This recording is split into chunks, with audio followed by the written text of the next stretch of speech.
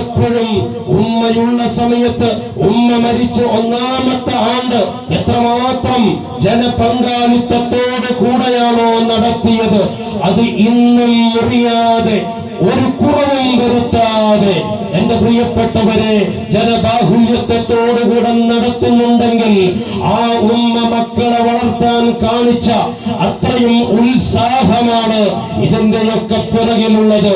പ്രിയപ്പെട്ട പൊന്നുമക്കളെ ഒരു പണ്ഡിതന്റെ കരങ്ങളിലേക്ക് കൊടുത്തിട്ട് എന്റെ മക്കളെ നാളെ 6 മണിൽ ചെന്ന് കിടക്കുന്ന സമയത്ത് എനിക്കും എന്റെ പ്രിയപ്പെട്ട ഭർത്താവിനും ആനന്ദവും ആശ്വാസവും അതിലുപരി പേമാരിയുടെ അനുഗ്രഹങ്ങൾ ഞങ്ങളുടെ ഏകാന്തതയുടെ തടവറയാകുന്ന കബറാകുന്ന കാരാഗ്രഹത്തിലേക്ക് പെയ്തിറങ്ങാൻ അത്രമാത്രം ആഗ്രഹം പ്രകടിപ്പിച്ചുകൊണ്ട് ആ പ്രിയപ്പെട്ട ശറഫുദ്ദീൻ ഉസ്താദിനെയും ഫാദിലി ഉസ്താദിനെയും ഒരു പണ്ഡിതന്റെ കരങ്ങളിലേക്ക് ഏൽപ്പിച്ചു കൊടുക്കുന്ന സമയത്ത് ആ ഉപ്പയുടെയും ഉമ്മയുടെയും ചിന്തയുടെ പിന്നിലൂടെ കടന്നു പോകുമ്പോൾ അവരൊക്കെ ആഗ്രഹിച്ചത് ദുനിയാവിന്റെ മുകളിൽ ജീവിക്കുന്ന സമയത്ത് സുഖലോലുപതയിൽ ജീവിക്കണമെന്നല്ല, അതുപോലെ തന്നെ പണത്തിന്റെ പടവളത്തിന്റെ പിന്നാലെ പോകണമെന്നല്ല.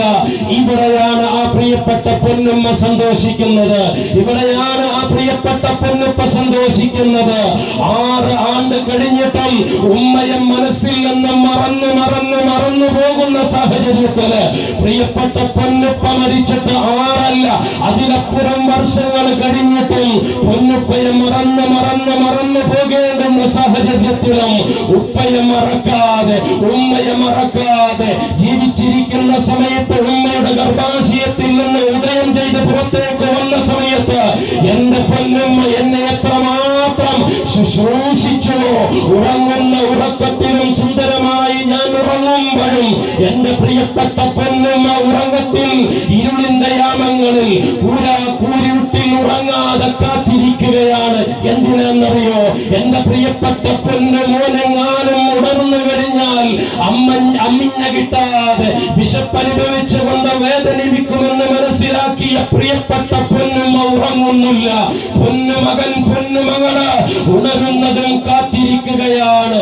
അങ്ങനെ വളർത്തി വലുതാക്കിയിട്ട് പുറത്തു നൽകണേ തമ്പുരാനെ.